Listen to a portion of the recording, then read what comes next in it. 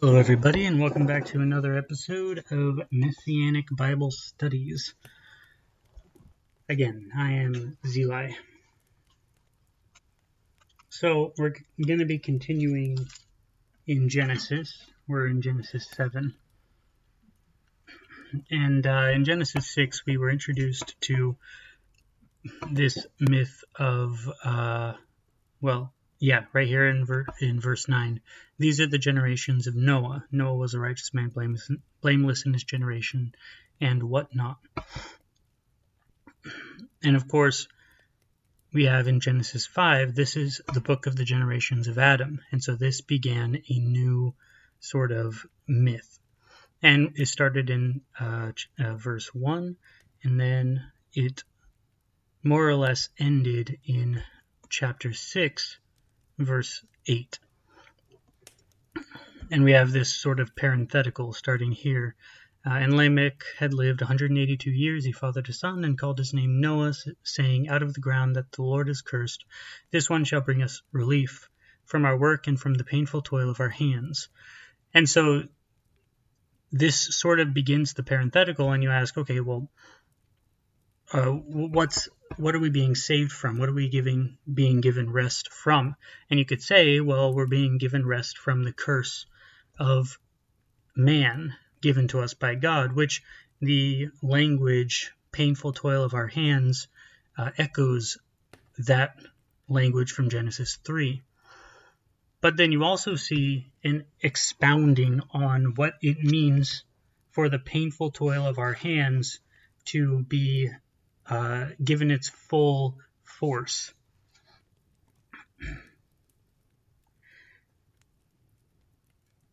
And we see that in Genesis 6, verses 1 through 8.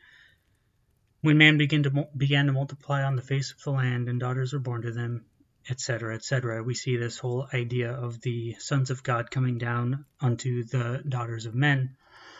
And then God says, "My spirit shall not abide in man forever." Now, there's this.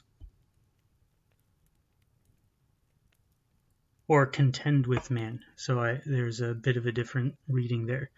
But let's assume that we're dealing with "my spirit shall not abide in man forever." And you get this sense that the natural state of man is that God's spirit abides within him. Man was created, Genesis 1 and 2, God breathed into him the breath of life, and we get here the sense that God's spirit is dwelling in man. Then man falls and introduces the fleshly desires. Now, of course, man always had the potential to sin, and we know that because he sinned. But the sort of flesh won in that sense. And we see this here, "for he is flesh." So the flesh and the spirit are kind of contending with each other. But this is true from birth. Man always has a spirit, and this is even true in the story of Noah, which means even after the fall, the spirit is sort of like a part of man. And this is true philosophically too, because the spirit being part of man is the only way that man is able to have any sort of knowledge or faculty. This is, of course, expounded upon in later writings.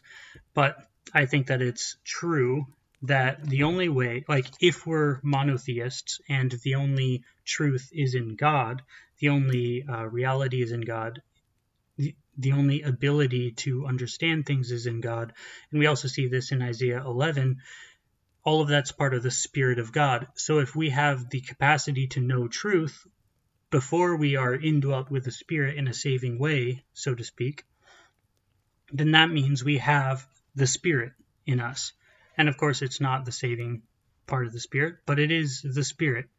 It's not that we have our own sort of capacity within our flesh to know what's right and wrong. Our flesh is naturally contending with the Spirit, and so we have the wrongness within us naturally contending with the rightness within us. So if we have the capacity to do any sort of good, even if it's, as the Calvinists say, rags compared to God, the idea that we're still able to do something that's good and it can be described as good, even if it's not purely good, means that that goodness comes from God, and it comes from his Spirit dwelling within us that we have from birth. And that's what this little section is telling us.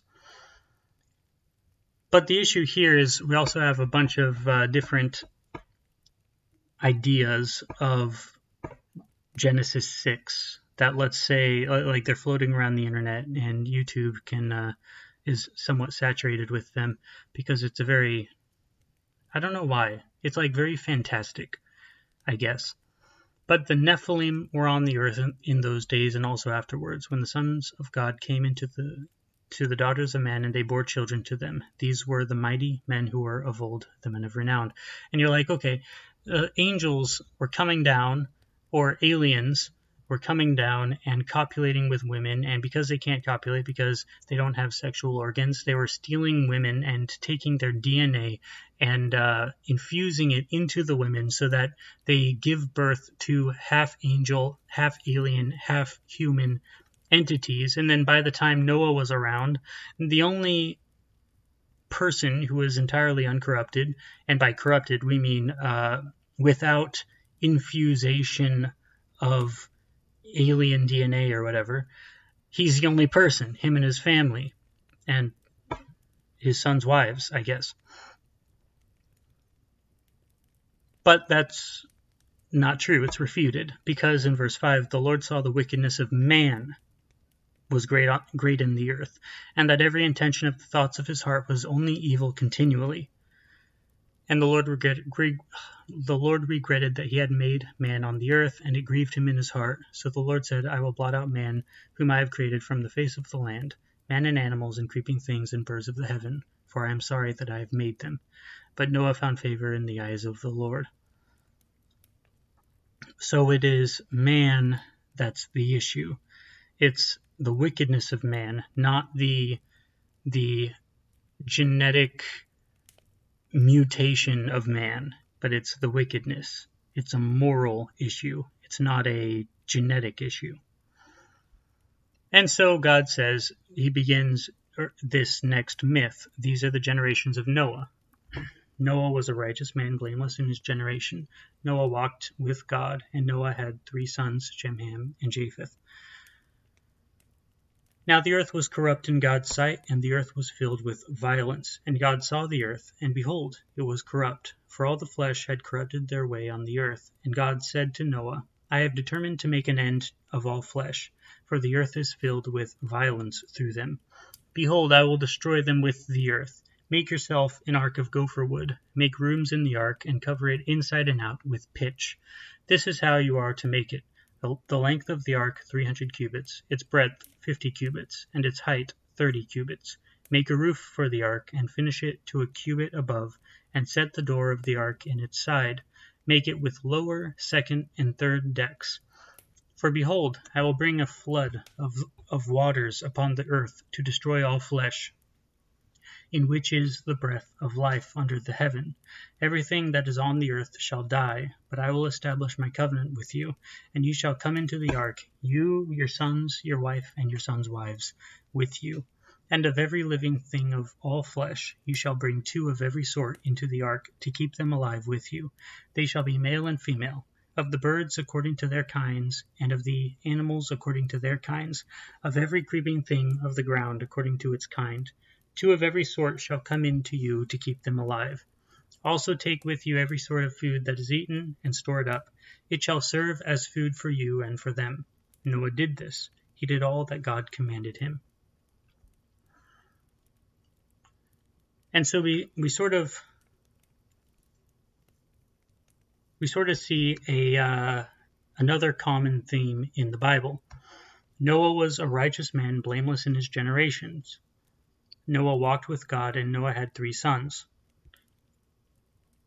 And then verse 13, and God said to Noah, wait. Yeah, I have determined to make an end of all flesh, for the earth is mine. It's filled with violence through them. And then he gives Noah these instructions. And then Noah, in verse 22, does this. He did all that God commanded him. And then we see, beginning in chapter 7, Go into the ark for you and your household, for I have seen that you are righteous before me in this generation. Take with you 7 pairs of all clean animals, the male and its mate, and a pair of the animals that are not clean, the male and its mate, etc. And so we see this beginning of this theme that is found throughout the Torah, throughout all of Scripture. And it's the idea that Noah tries. He's like doing his best. And God recognizes this, and even though Noah is doing his best, he understands who God is. He has a relationship with God, and he is faithful to God. He trusts God's judgment. He knows that if God is going to come down and kill Noah, okay, he has a good reason for that. But he also trusts God to understand that he's doing his best. Meaning, he's not leaning on his good works in order to save him, but he is leaning on his faith in God, which are compelling his good works. God sees this, and he gives him a bunch of commandments. And then Noah does the commandments. And then God says, go into the ark, you and all your household, for I have seen that you are righteous before me in this generation. So there's this sort of imperfect righteousness mixed with faith. At the beginning, God sees it and rescues them, gives them a bunch of commandments, and then they do it, and God says that they are righteous. Noah is the first person, in other words, to actually do what God commands. You could argue that Abel did as well, but it doesn't really say explicitly that God did, or that Abel did everything that God commanded. And so Noah is the first one to choose between the tree of life and the tree of death, and he chooses the tree of life. And God gives him life. This is also paired with the story of Sodom and Gomorrah, where Abraham actually understands what God's character is, and he asks him if he's going to destroy the righteous with the wicked. And a lot of people, they think, well, Lot, how righteous was that guy? Getting drunk with his daughters and all of that stuff. But those people don't have a leg to stand on because the Bible calls them righteous. So, yeah, whatever. The same thing holds true with Noah. Noah isn't perfect, but the Bible calls him righteous. And so we understand, like we look at what he does in his life, and we understand that he, at least to the best of his ability, he's trying to do things that are righteous. And what he does then is God tells him to do something, so he does it without question. And that's one of the hallmarks of righteousness. So let's begin. In Genesis 7, the continuation of Noah's myth. Take with you 7 pairs of all clean animals, the male and his mate, and a pair of the animals that are not clean, the male and his mate, and 7 pairs of the birds of the heaven also, male and female, to keep their offspring alive on the face of all the earth. For in 7 days I will send rain on the earth 40 days and 40 nights, and every living thing that I have made I will blot out from the face of the ground. And Noah did all that the Lord had commanded him. Noah was 600 years old when the flood of waters came upon the earth, and Noah and his sons and his wife and his sons' wives with him went into the ark to escape the waters of the flood. Of clean animals, and of animals that are not clean, and of birds, and of everything that creeps on the ground, 2 and 2, male and female, went into the ark with Noah, as God had commanded Noah. And after 7 days the waters of the flood came upon the earth. In the 600th year of Noah's life, in the 2nd month, on the 17th day of the month, on that day all the fountains of the great deep burst forth, and the windows of the heavens were open, and rain fell upon the earth 40 days and 40 nights. On the very same day, Noah and his sons, Shem, Ham, and Japheth, and Noah's wife, and the 3 wives of his sons with them, entered the ark. They and every beast according to its kind, and all the livestock according to their kind, and every creeping thing that creeps on the earth according to its kind, and every bird according to its kind, every winged creature. They went into the ark with Noah, 2 and 2 of all flesh, in which there was the breath of life. And those that entered, male and female of all flesh, went in as God had commanded him, and the Lord shut him in.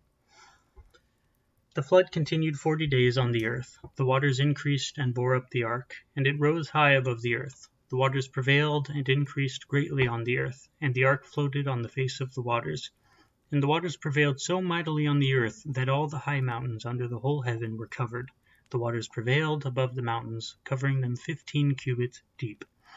And all flesh died that moved on the earth, birds, livestock, beasts, all swarming creatures that swarm on the earth, and all mankind. Everything on the dry land in whose nostrils was the breath of life died. He blotted out every living thing that was on the face of the ground, man and animals, and creeping things and birds of the heavens. They were blotted out from the earth. Only Noah was left, and those who were with him in the ark, and the waters prevailed on the earth 150 days. So we see a few things, especially as a Messianic. We see a distinction being made. Take with you 7 pairs of all clean animals, and then 2 pairs of all unclean animals, or 1 pair of all unclean animals. The distinction that's made here is that there is a distinction between clean and unclean since before the days of Moses. And we see in the New Testament a lot of times this distinction that's made between the time before Moses and the time after Moses. How like you see this in Galatians 3 through 5, for instance, or Romans 3 through 4 or 3 through 5 as well, where whatever is true before a commandment is given is also true after a commandment is given. Hebrews also explains this. The promise was given before the commandment, and the commandment cannot overcome the promise because the commandment came later than the promise. And so when we see that there is a distinction between clean and unclean animals that Noah just knows, God doesn't have to explain to him which animals are clean and which animals are unclean, then we also understand that this is a distinction that came before Moses gave the law. And so just as the faith of Abraham is part of the reality of a relationship with God before the law was given, and therefore it holds true, then also the relationship between clean and unclean and God is a reality of the world before the law is given. It's not something, in other words, that can be taken away by the removal of regulations or the removal of the law. The relationship between clean and unclean supersedes anything that the law can even bring forward. The law can only explain what clean and unclean are. And then anything that comes after the law, if they're going back to a time before there was a law, let's say, which is the philosophy of many evangelicals, then the distinction between clean and unclean still holds, because clean and unclean preceded the law as well. And that is true for whether or not we eat clean or unclean animals, whether or not we sacrifice clean and unclean animals, whether or not we are clean or unclean, and how we become clean again when we become unclean, and all of that. And that means that almost the entire temple apparatus preceded the law that Moses gave. And we also know that that is true because Moses received the image of the temple in heaven and was commanded to replicate it on earth. So the temple itself is a heavenly thing. It's not an earthly thing, which means that it also precedes the law.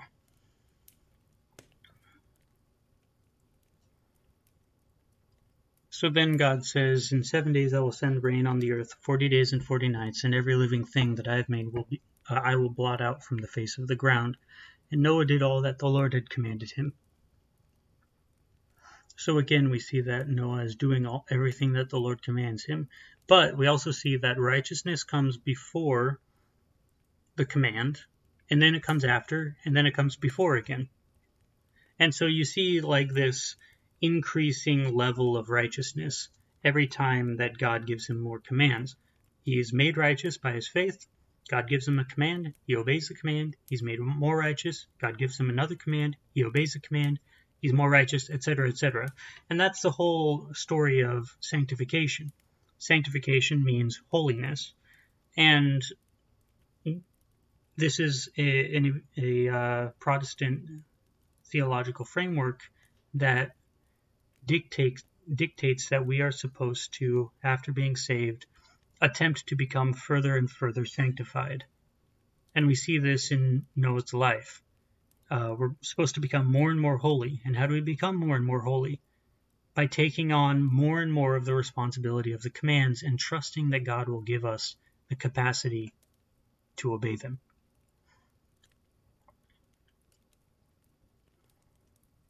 So we also see another motif here.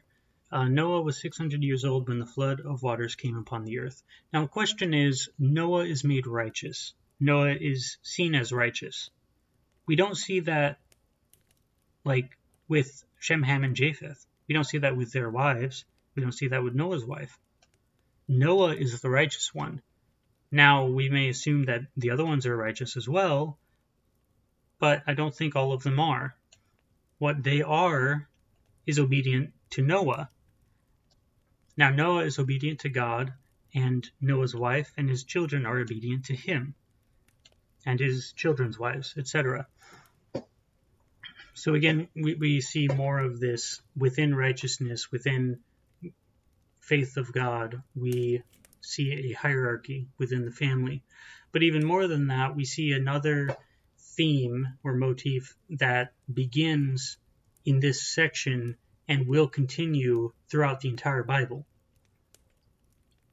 The friend of the righteous person receives the righteous person's reward. Now, of course, every Christian knows that because we're all friends of Christ. And if we're friends of Christ, we receive his reward. Though not in its entirety, we receive a lesser degree of his reward because he rules the earth, and even though we will rule alongside him, he's still superior to us. But we see this even with Noah and his family. The friends of Noah receive his reward because even though Noah is the one who's faithful to God and obedient to God, the family of Noah, they're obedient to him. They may not understand or believe exactly the same things that Noah does, but they're his family, and so God allows them to be saved alongside him.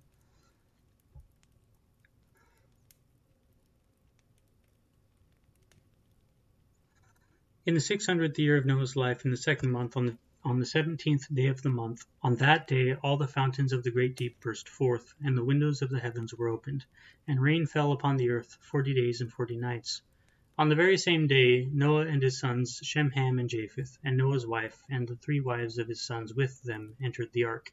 They and every beast according to its kind, and all the livestock according to their kind, and every creeping thing that creeps on the earth according to its kind, and every bird according to its kind, every winged creature. They went into the ark with Noah, 2 and 2 of all flesh, in which there was the breath of life. And those that entered, male and female of all flesh, went in as God had commanded him, and the Lord shut him in. So we see, of course, the rains coming down and the entire earth being shaken. Now, this is definitely sort of in the genre of like apocalyptic literature, I suppose. Jesus references this, a lot of other people reference this time as being an image of what it's going to be like in the next coming of Christ when the second end of the world happens. Once by water and then by fire, etc. So you have heaven coming down and attacking the world, and also we know mythologically the deep is a sort of symbol of hell. And so you have hell and heaven coming down to attack the earth. And I don't know, I fall somewhere on the fence of whether or not the emissaries of the underworld are necessarily rebellious against God. I think they must be subservient to God no matter what. And so they can only do as much as God allows them to do. And so here, God's allowing them to attack the entire earth, as well as his servants in heaven. But that's probably a discussion for another time. And then the flood continued 40 days on the earth. And then the waters bore up the ark. It goes above every high mountain. So that is, it entirely decimates every temple where there may have been a god, every portal to the divine realm that somebody might have worshipped on, and it entirely engulfs them. And this is to say that God has power over every temple and over every other god. None of them can save themselves from the power of our God, even if he's only using servants to do his bidding. So these false gods are so far beneath our God that he doesn't even have to do anything. He just unleashes his servants to do things. That is, the waters from heaven and the waters from hell.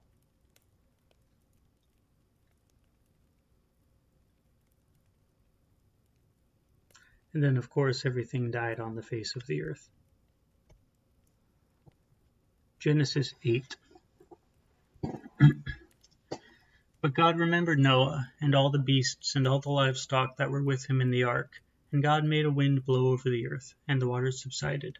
The fountains of the deep and the windows of the heavens were closed, and rain from the heavens were restrained. And the waters receded from the earth continually. At the end of 150 days the waters had abated, and in the 7th month, on the 17th day of the month, the ark came to rest on the mountains of Ararat. And the waters continued to abate until the 10th month. In the 10th month, on the first day of the month, the tops of the mountains were seen. At the end of 40 days, Noah opened the window of the ark that he had made, and sent forth a raven. It went to and fro until the waters were dried up from the earth. Then he sent forth a dove from him, to see if the waters had subsided from the face of the ground. But the dove found no place to set her foot, and she returned to him, to the ark. For the waters were still on the face of the whole earth. So he put out his hand and took her and brought her into the ark with him. He waited another 7 days, and again he sent forth the dove out of the ark. And the dove came back to him in the evening, and behold, in her mouth was a freshly plucked olive tree. So Noah knew that the waters had subsided from the earth. Then he waited another 7 days and sent forth the dove, and she did not return to him any more. In the 601st year, in the 1st month, the 1st day of the month, the waters were dried from off the earth. And Noah removed the covering of the ark, and looked, and behold, the face of the ground was dry. In the 2nd month, on the 27th day of the month, the earth had dried out. Then God said to Noah, Go out from the ark, you and your wife and your sons' wives. Bring out with you every living thing that is with you of all flesh, birds and animals, and every creeping thing that creeps on the earth, that they may swarm on the earth, and be fruitful, and multiply on the earth. So Noah went out, and his sons and his wife, and his sons' wives with him. Every beast, every creeping thing, and every bird, everything that moves on the earth, went out by families from the ark. Then Noah built an altar to the Lord, and took some of every clean animal and some of every clean bird, and offered burnt offerings on the altar. And when the Lord smelled the pleasing aroma, the Lord said in his heart, I will never again curse the ground because of man, for the intentions of man's heart is evil from his youth. Neither will I ever again strike down every living creature as I have done. While the earth remains, seed time and harvest, cold and heat, summer and winter, day and night, shall not cease. Now we have this sort of progression.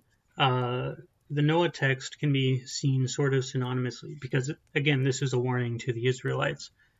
Do not be evil. So if the waters are the waters from heaven and hell, or they may also be seen as foreign nations coming in and entirely trampling underfoot the ground that the Israelites may be on, then we also can understand this as in light of Deuteronomy 28 through 30, where God talks about his curses and his eventual casting out his people from the ground. But a remnant, a righteous remnant is saved, typically. So we see this with Daniel, with Ezekiel, with Jeremiah, and all of that. Those all would be Noah types. And then the waters, of course, are trampling over the entire ground, but God is protecting his righteous people in this ark. And the ark also carries Moses. And we know that because there's only 2 times in the entire Bible where this word for ark is used. With Moses, when his mother places him in the basket and he's sent forward into the reeds. And then here with Noah. And in both cases, there's this watery death that awaits them. And they're not entirely delivered from the water. The water doesn't not come. The water still comes. But this ark of protection surrounds them. And so Noah and Moses are seen as sort of like similar people. So in that sense, you have Noah, again, who's obedient. He follows the commands of God. He even is a priestly figure because he's able to make sacrifices. So he is sort of like a Melchizedek priest, you could say. He is within the bounds and in the role of Moses, in other words. So what happens is the water begins to subside because Noah is a righteous man. All the people who are unrighteous have died. God has given the land its Sabbaths that it has neglected for so long. And then, as the waters are subsiding, Noah opens the window of the ark that he has made and sends forth a raven. And then it goes to and fro until the waters are dried up in the earth. Now the raven, this is interesting because the raven, it doesn't say ever comes back. He's just sort of out there chilling on top of the ark or whatever. And Noah is able to see the raven just fly around. And then eventually when it perches on something, Noah says, oh, so then we know that something is safe. And then he sends out the dove. And we also know that a dove is sort of seen as like the righteousness or the Spirit of God, because the dove rests upon Jesus as a spirit and all that sort of stuff. Oh, and I think also the raven is seen as an unclean or animal. I think it is an unclean animal, if I'm not mistaken. So you have this unclean animal that's being sent forward to find rest on the ground. And this is like when in Nehemiah and Ezra, God sends the unclean people to make way for the clean people, that is, God's chosen people, who are represented by the dove and the Holy Spirit. So then God sends forth the dove, his own people, and they come into the land, and maybe they are able to reside there, maybe not. So if they can't, they come back. They remain in exile. They remain in their dispersion. But then more water dries. It becomes more ready for God's people. And so he sends forth his people again to enter into the land. And this time they may come back with some idea of enculturation from the land. So they come back. It's not quite ready to settle, but it's more hopeful. And then finally he sends them out and they settle entirely. And then once all of this happens, Noah comes out. He is sort of like God, or he is sort of like the Melchizedek priest of his day. And then God says to Noah, go out, you and your wife, etc., bring out everything and all of that sort of stuff. And then he says, be fruitful and multiply on the earth. So Noah is a new Adam. He protects all the animals. He is their king. He's the new Adam. He's all of that. And then Noah goes out. He and his sons and his wife and his sons' wives with him. And then they all come out by their families, and Noah builds an altar to the Lord. And we know in later, let's say, books that only the Levites, the Levitical priests, are allowed to build altars and do sacrifices. But we also see Moses and Abraham and all these people doing sacrifices, and Melchizedek doing sacrifices. We see David doing sacrifices. We see Samuel doing sacrifices. So there's this second priesthood that is not a Levitical priesthood, not the Aaronic priesthood, but the second priesthood is seen throughout the Bible as being sort of one step above the Levitical priesthood. So now Noah here is a priest because he builds this altar. And he performs a sacrifice of every clean animal. So he knows a bit about the clean animals again.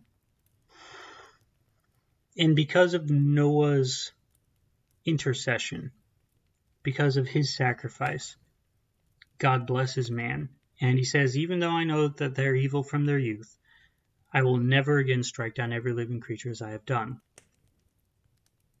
Not only that, but he will never curse the ground because of man again. So while the earth remains, seedtime and harvest, cold and heat, summer and winter, day and night shall not cease. And so that is to say the cyclical nature of the world, good and evil, darkness and light, all of that sort of stuff will continue throughout the years and throughout their generations. And so I think that the really big point here is that the Noah is sort of a Melchizedek character. But then it continues in chapter 9. And God blessed Noah and his sons and said to them, be fruitful and multiply and fill the earth. The fear of you and the dread of you shall be upon every beast of the earth, and upon every bird of the heavens, upon everything that creeps on the ground, and all the fish of the sea. Into your hand they are delivered. Every moving thing that lives shall be food for you, and as I give you the green plants, I give you everything. But you shall not eat flesh with its life, that is, its blood. And for your life blood I will require a reckoning. From every beast I will require it from man. From his fellow man I will require a reckoning for the life of man. Whoever sheds the blood of man, by man shall his blood be shed, for God made man in his own image. And you, be fruitful and multiply, increase greatly on the earth, and multiply in it. Then God said to Noah and to his sons with him, behold, I will establish my covenant with you and your offspring after you, and with every living creature that is with you, the birds, the livestock, and every beast of the earth with you. As many as came out of the ark, it is for every beast of the earth. I establish my covenant with you, that never again shall all flesh be cut off by the waters of the flood, and never again shall there be a flood to destroy the earth. And God said, this is the sign of the covenant that I make between me and you and every living creature that is with you, for all future generations. I have set my bow in the cloud, and it shall be a sign of the covenant between me and the earth. When I bring clouds over the earth, and the bow is seen in the clouds, I will remember my covenant that is between me and you and every living creature of all flesh. And the waters shall never again become a flood to destroy all flesh. Then when the bow is in the clouds, I will see it and remember the everlasting covenant between God and every living creature of all flesh that is on the earth. God said to Noah, this is the sign of the covenant that I have established between me and all flesh that is on the earth. The sons of Noah who went forth from the ark were Shem, Ham, and Japheth. Ham was the father of Canaan. These three were the sons of Noah, and from these the people of the whole earth were dispersed. Noah began to be a man of the soil, and he planted a vineyard. He drank of the wine and became drunk and lay uncovered in his tent. And Ham, the father of Canaan, saw the nakedness of his father, and told his 2 brothers outside. Then Shem and Japheth took a garment, laid it on both their shoulders, and walked backward, and covered the nakedness of their father. Their faces were turned backwards, and they did not see their father's nakedness. When Noah awoke from his wine, and knew that his youngest son had done to him, he said, Cursed be Canaan, a servant of servants shall he be to his brothers. He also said, Blessed be the Lord, the God of Shem, and let Canaan be his servant. May God enlarge Japheth, and let him dwell in the tents of Shem, and let Canaan be his servant. After the flood, Noah lived 350 years. All the days of Noah were 950 years, and he died. And that's the end of this myth, the myth of Noah. So again, he blesses Noah and his sons and tells them to be fruitful and multiply. But he introduces something new. The fear of you and the dread of you shall be upon every beast of the earth, and upon every bird of the heavens, upon everything that creeps on the ground, and all the fish of the sea. Into your hand they are delivered. Now, I'm sort of hesitant to say that God really introduces meat eating here, because if there are sacrifices, then the assumption is that they're eating meat. But it could be that when you eat sacrifices, it's not really the same thing as eating meat in a more mundane sense, because it's really like a divine meal that you're eating. It's not necessarily for the sustenance of your life, but it's more for the sustenance of your faith. It's more a cleanliness ritual than a life-sustaining ritual, so to speak. And so when God says that the green herbs are for you for life, that is for like your general food, okay. But then when Abel does a sacrifice, or if we are to understand the garden as a temple where sacrifices were made, then you would say that the meat that they ate was not for their general life. It was for their ritual purity, and only for their ritual purity.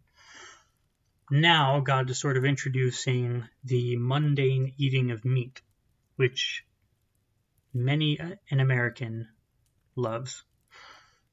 This is going back to, let's say, Leviticus 16 and 17, or I think it's Leviticus, or it might be Deuteronomy 16 or 17, where God says, you shall not sacrifice anything in all of the areas that you dwell, but only where the tabernacle is. However, you can sacrifice, or you can kill food, you can kill meat to eat in every backyard. You just can't sacrifice them. And so it's creating that sort of demarcation between the two. You cannot sacrifice them because that's a separate act than just killing it and eating it for your food. God's saying, now the meat is just for your food. It's not for sacrifice. It was before for sacrifice, and you could eat it then, but now you can eat it whenever you want. You just don't sacrifice it when you eat it.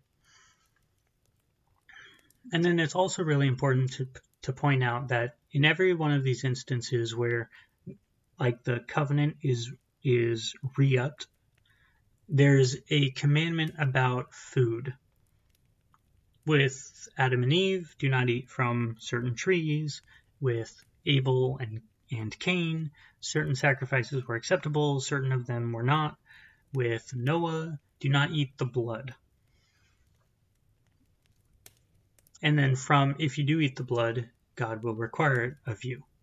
And then he continues, do not kill man, because if you kill a man, then I'll require his blood from you. And then if you kill a man, if you shed the blood of man, then your blood shall be shed, and all of that sort of stuff. Now, another important part about commands here. When God says, do not kill people, it's not really anything new. It's not like it was okay to kill people before, and now it's not okay because God finally said don't do it. But it is that it was always bad. Now God just has to make it obvious. It's like when you see the hair curler and you see the label and it says for external use only. You're like, well, someone needed that label there. We may see it as common sense, but someone needed it. And so it's the same thing with God's commands. When God says something, he's not really introducing anything entirely new. He's saying, this should have been obvious for you. If you had the Spirit, then you should have done all of these things just naturally. But turns out you needed me to lay it out for you. So here's the command. And so that's what we're seeing here with the beginning of Noah's, or I guess this is more the end of Noah's story. But then he again reiterates, be fruitful, multiply, increase greatly on the earth, and multiply in it. But then we see another really interesting thing. In verse 8, then God said to Noah and to his sons with him, behold, I establish my covenant with you and your offspring after you, and with every living creature that is with you, the birds, the livestock, and every beast of the earth with you, as many as came out of the ark. And he continues and continues. And then God puts a sort of limitation on himself. I will never again bring the clouds to destroy the earth, and I will use the rainbow or as a sign for myself, to remind myself never to bring the clouds to destroy the earth again. The reason this is interesting is because I'm sort of doing research for my ketubah, because I'm getting married soon. And a lot of the stuff in the ketubah is sort of like redundant. You have one section where it says, on this day, at this time, in this place, this person, son of this person, is marrying this person, or this person, daughter of this person. He says to him, or he said to her, be my wife, be consecrated to me according to the laws of Moses and Israel. And she said, or she consented and became his wife. Then he says, I will give you all of these things that are fit for a daughter of Israel, and I will put on myself the responsibility of all of these things, even to the clothes on my back. I will put a lien on all of these so that I can be a surety for the provision for you throughout our marriage. And she consents and becomes his wife. And then it says a summary. And this person became the wife of this person, and he took on surety for all of the things that are outlined in this ketubah and all that sort of stuff. But you see this sort of repetition being made. It's like the tell you what you're going to tell you, or tell them what you're going to tell them, and then tell them what you told them sort of deal. And then you have a ritual ending, and everything is true and valid, and then witnesses. But we see that here as well, and we see that in a bunch of different covenants that are made in the Bible. God says, this is the covenant I'm making with you, and then either there's consent or there's not consent. In this case, there's not consent because it's a unilateral covenant. And then God reiterates the covenant that he's making with them. He's summarizing it. And I think it's just really interesting because a lot of times when we make covenants today, we want it to be like perfectly concise. We don't want there to be any repetition. But I don't think that was really an issue for God when he was making covenants with his people. And it may be the case that certain covenants in the ancient Near East actually followed this sort of procedural format. But some of that is speculation. I know some of it is not, but some of it is. Okay. Now starting in verse 18. These three were the sons of Noah, and from these the people of the whole earth were dispersed. What does that one be? Or populated. So he began to be a man of the soil, as opposed to a man of the flock. He's not a shepherd, he is a vine dresser. He drank of the wine and became drunk and lay uncovered in his tent, so he went a little too happy with everything, and his shame is exposed. And Ham, the father of Canaan, saw the nakedness of his father and told his two brothers outside. He's sort of trying to... Now, this is interesting because we're not really entirely sure exactly what to be uncovered in his tent means. There's some more ominous connotations that may be drawn from this, where Ham sort of like because the Bible says in certain places that do not sleep with your mother because that's the nakedness of your father, and so there's a possible connotation. Reuben did this too, where he slept with a concubine of his father.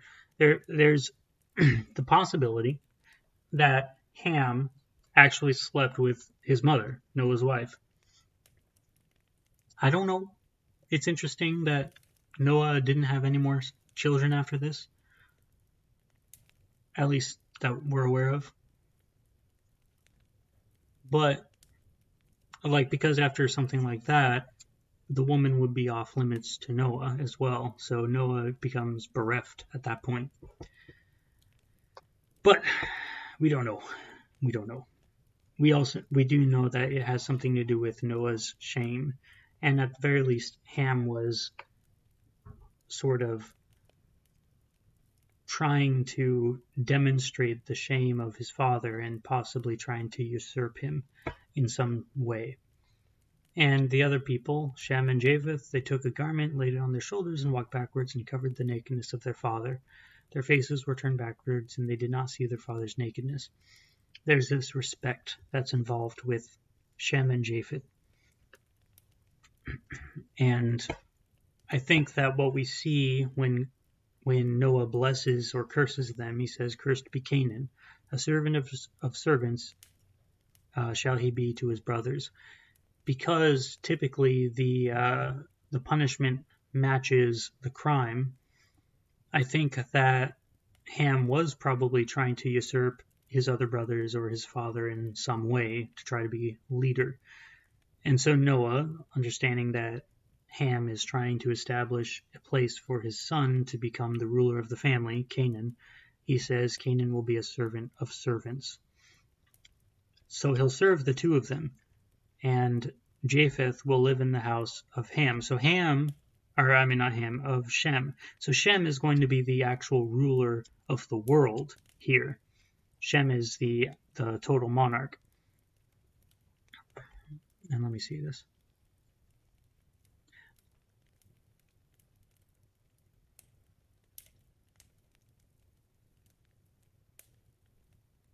Now, this is interesting. So Shem, Ham, and Japheth. We can't really tell what the order of the sons were in this instance, because if this order is correct, Shem, Ham, and Japheth, Ham should be the middle child. But in verse 44 or 24, Noah woke from his wine and knew what his youngest son had done to him. So Ham is placed underneath Japheth. Not really sure what to do with that, but I think that the order of sons is not represented in verse 18. And then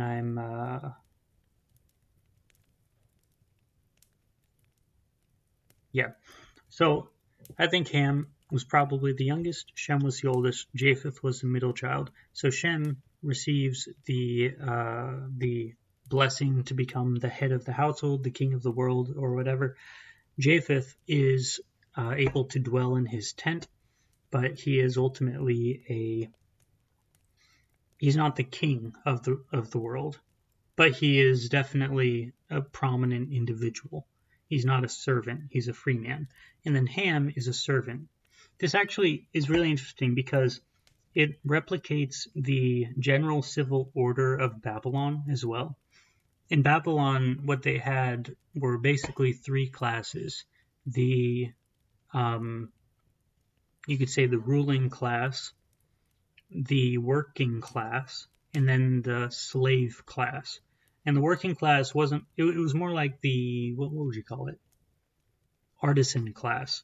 You'd have people who were metal or blacksmiths, people who were rulers of little households, all that sort of stuff. But the ruling class was ultimately like the priesthood and the king and the judges. All of them were like at the top. And like the Senate, for instance. Then you had, of course, the middle class, and they were seen as like they were really important, but they weren't slaves. And some people might have actually preferred to be a slave because you may be a slave of one of the upper class people, and you were, even though technically below one of the middle class people, a lot of times your portion in life was actually better than some of the middle class people, because the upper class people didn't have to work so much for their survival. They received the essentials for their life from like the government, but the middle class people had to work for their survival. A lot of times they died because they didn't produce enough crop, or they had to sell themselves into slavery. Slaves were definitely legally not in a great position, but most of the time they didn't die if they were like from starvation if they were underneath one of the upper class people. So it's kind of interesting. You see Shem, Ham, and Japheth begin to echo the Babylonian social order. I think it was also true in Egypt, a similar social order: upper class, middle class, and then slave class.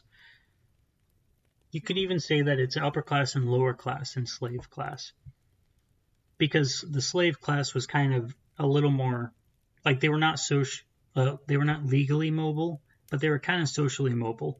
They could become slave of one person, then be sold to somebody of a much greater standing and wealth level, and be in a much better position. The lower class, their entire lives were dependent on their crop yield, so to speak, or whether or not they produced enough idols and sold them, and all of that sort of stuff. So it was a bit more turbulent for the lower class. But then the upper class, they received their essential stipend from the government, and then whatever else they did was for their own enjoyment. They made money just for their own enjoyment. So that's kind of an interesting social order that's being imposed onto the world that would have been very familiar to the Israelites in those days. I think that it's probably a social order that is familiar to basically everyone in the world throughout history, except for us within the last 200 years. You could even say that we still have technically, like, if you want to talk about ancient Mesopotamian, ancient Near Eastern slavery, we still sort of have something akin to that with like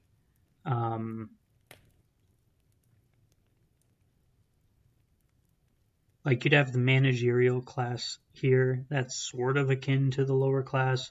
Then you'd have the entrepreneurial class that's sort of akin to the upper, or I guess more the political class in our country, in America, would be sort of akin to the upper class. But you'd also have the clergy. Yeah, I don't think we really have much of a way of understanding that world from any sort of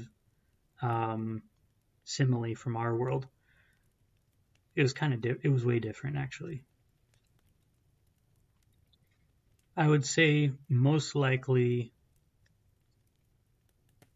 the latest time that we had any sort of connection to that world was before the Declaration of Independence in America.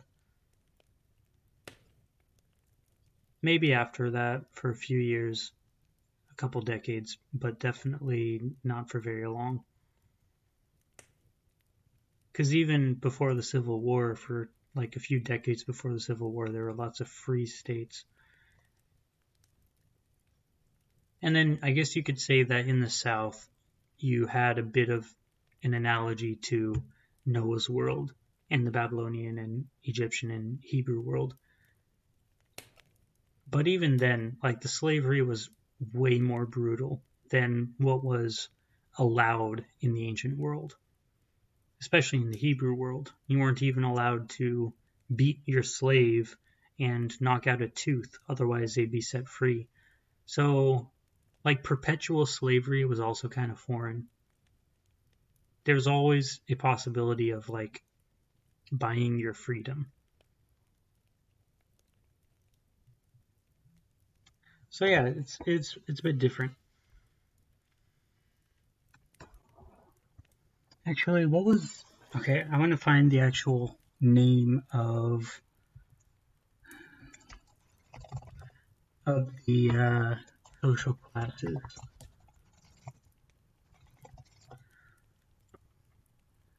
The Amelu, Muchkenu, and Ardu. The elite, the free men, and the slave. They're outlined in Hammurabi's code, which was pre Abraham. Was it? Yeah, it was pre-Abraham. Definitely pre-Moses. No, wait, was it? No. It was post-Abraham. It was around the time of Abraham, actually. And then probably evolved a little bit until the time of Moses. And then Moses actually echoes some of the codes or laws in Hammurabi. So that's always fun. But yeah, we see the, what was it? Amelu, Mushkenu, and Ardu classes. That is, Canaan or Ham becomes the Ardu, Japheth is the Mushkenu, and Shem is the Arlenu. Those are the three different classes. Now we get to the next myth. These are the generations of the sons of Noah, Shem, Ham, and Japheth. Sons were born to them after the flood. The sons of Japheth, Gomer, Magog, Madai, Javan, Tubal, Meshech, and Tiras. The sons of Gomer, Ashkenaz, Riphath, and Togarma. The sons of Javan, Elisha, Tarshish, Kittim, and Dodanim. From these the coastland peoples spread in their lands, each with their own language, by their clans, in their nations. The sons of Ham, Cush, Egypt, Put, and Canaan. The sons of Cush, Seba, Havilah, Sabta, Ramah, and Sabteka. The sons of Ramah, Sheba, and Dedan. Cush fathered Nimrod. He was the first on earth to be a mighty man. He was a mighty hunter before the Lord. Therefore it is said, like Nimrod, mighty hunter before the Lord. The beginning of his kingdom was Babel, Erech, Akkad, and Calneh, in the land of Shinar. From that land he went into Assyria and built Nineveh, Rehoboth, Ir, Calah, and Resen, between Nineveh and Calah, that is the great city. Egypt fathered Ludim, Anamim, and Lehabim, Naphtuhim, Pathrusim, Casluhim, and from whom the Philistines came, and Caphtorim. Canaan fathered Sidon, his firstborn, and Heth, and Het, and the Jebusites, the Amorites, and the Girgashites, the Hivites, the Arkites, and the Sinites, the Arvadites, the Zemarites, and the Hamathites. Afterward, the clans of the Canaanites dispersed, and the territory of the Canaanites extended from Sidon in the direction of Gerar as far as Gaza, and in the direction of Sodom, Gomorrah, Admah, and Zeboim as far as Lasha. These are the sons of Ham by their clans, their languages, their lands, and their nations. To Shem also, the father of all the children of Eber, the elder brother of Japheth, children were born. The sons of Shem, Elam, Ashur, Arphaxad, Lud, and Aram. The sons of Aram, Uz, Hul, Gether, and Mash. Arphaxad fathered Shelah, and Shelah fathered Eber. To Eber were born two sons. The name of the one was Peleg, for in his days the earth was divided, and his brother's name was Joktan. Joktan fathered Almodad, Sheleph, Hazarmaveth, Jerah, Hadoram, Uzal, Dikla, Obal, Ahimael, Sheba, Ophir, Havilah, and Jobab. All these were the sons of Joktan. The territory in which they lived extended from Mesha in the direction of Shephar to the hill country of the east. These are the sons of Shem, by their clans, their languages, their lands, and their nations. These are the clans of the sons of Noah according to their genealogies, in their nations, and from these the nations spread abroad to the earth after the flood. Now, the interesting thing is these only extend basically to what the Hebrews would have known of the world, but that really doesn't matter. Like, again, these things shouldn't be taken entirely literally. What they're trying to explain, and this is what Moses is trying to explain to the people of Israel, is that the slave class, that is the sons of Canaan, sort of have usurped authority in the land of Canaan that God is giving them, that will become the land of Israel.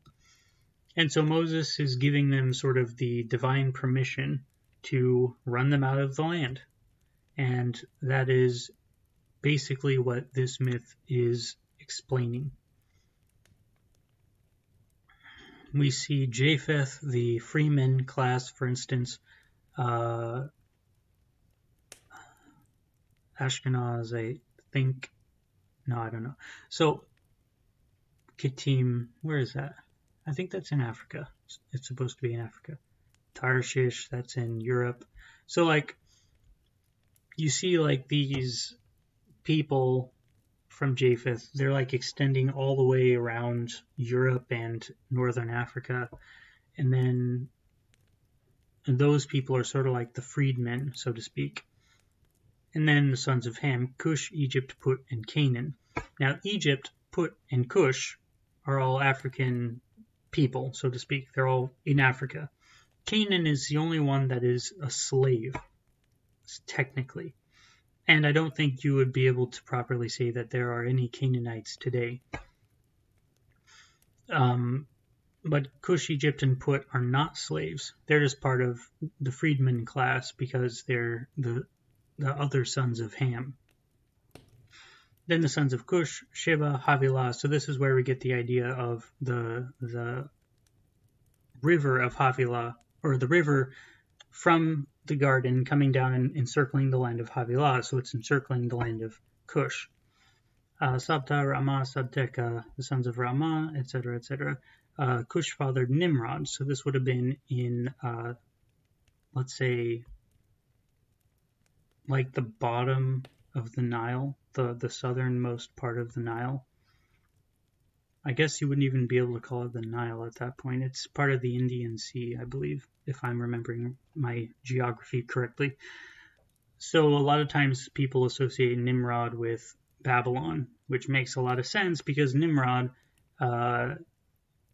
he establishes Babel, so Babylon, Erech, Akkad, and Calneh, and the land of Shinar. And then from that land he went to Assyria and built Nineveh. Nimrod is kind of, Rehoboth, Ir, Calah, and Resen, between Nineveh and Calah. Now, if I were a young earth creationist, and I'm like, wait a second, Cush is down in Egypt. Hang on. Let me get... Let me get a... Man. Let me get a map here. That doesn't help. Cush is like way down here. Way down here. What's better? I need a better picture. Okay. Nubia. This is where Cush is. Supposedly.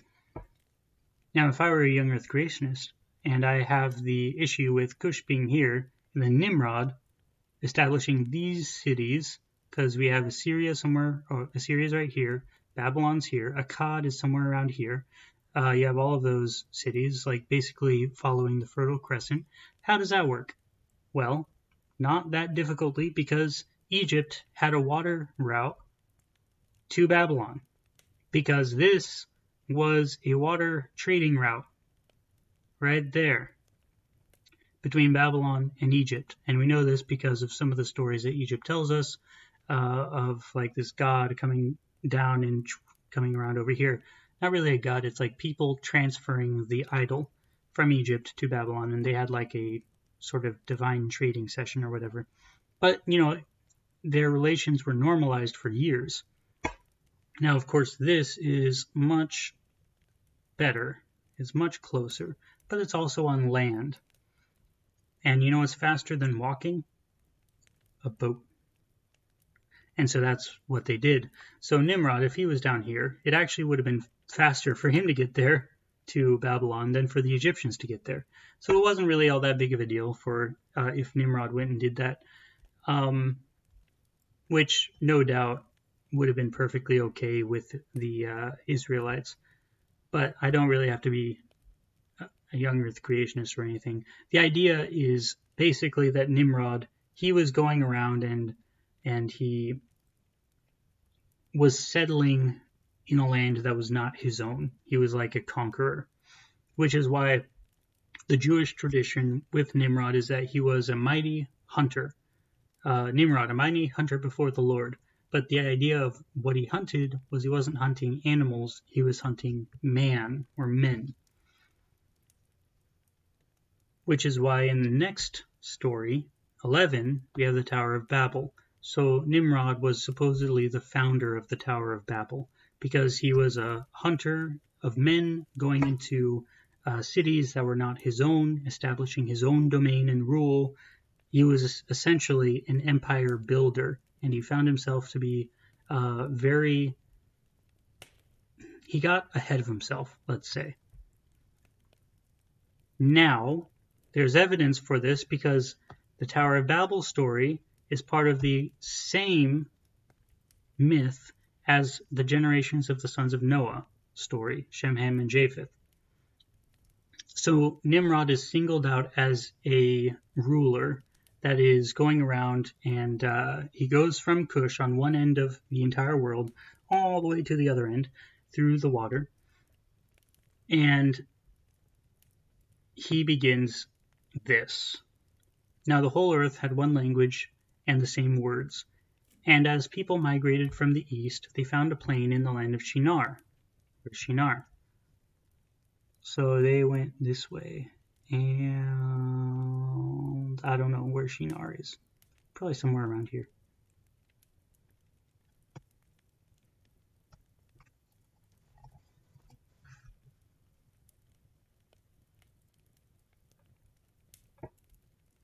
Mesopotamia. Where is Shinar?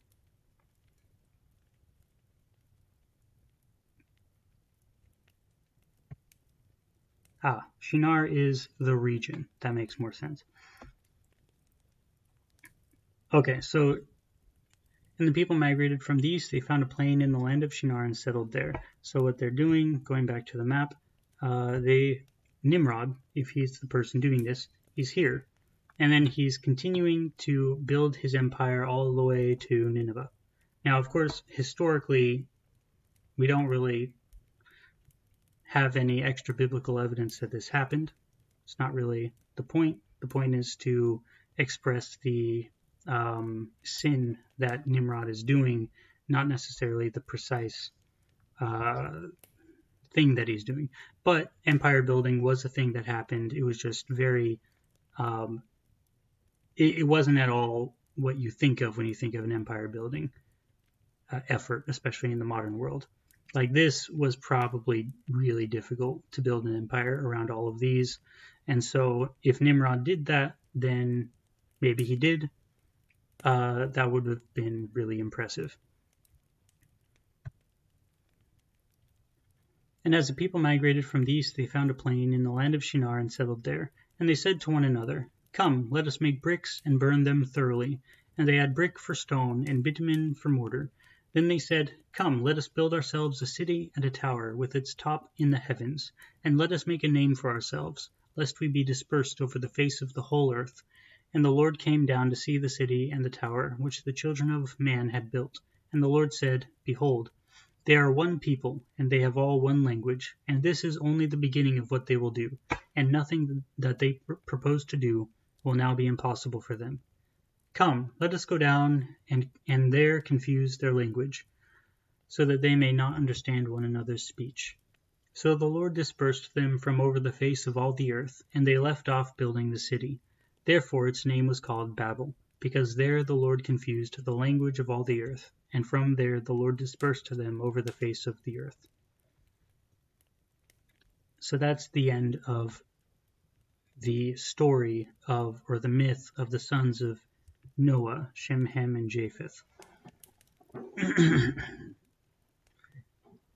Nimrod, this mighty hunter, is going around hunting people, trying to enslave them and bring them under his rule as a singular monarch or an emperor. And he creates this empire around all of this region. Now, where is my map? Okay. Now Egypt over here, they're doing fine. Shinar, all of these, they're not doing fine. They're being controlled by Nimrod. That's a bad map. That's the best map I'm going to get. Okay, so they're being controlled by Nimrod. Okay, that way. And Nimrod says, hey, God said, let's be fruitful and fill the earth and all of that sort of stuff. But how about we lift up ourselves, create a name for ourselves, and create a Tower of Babel that reaches heaven? Now, most scholars think that this would have been a ziggurat, which is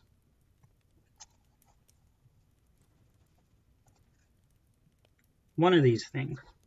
Ziggurats, at first, we're not really entirely, like, we're kind of sure how they were designed. There was one big temple, and then eventually that temple became obsolete, so they built another smaller temple on top of it, and then another smaller temple, and then finally another smaller temple, and then people later came along and said, that's a cool design, and they started replicating that throughout the rest of the Mediterranean world and the ancient Near East.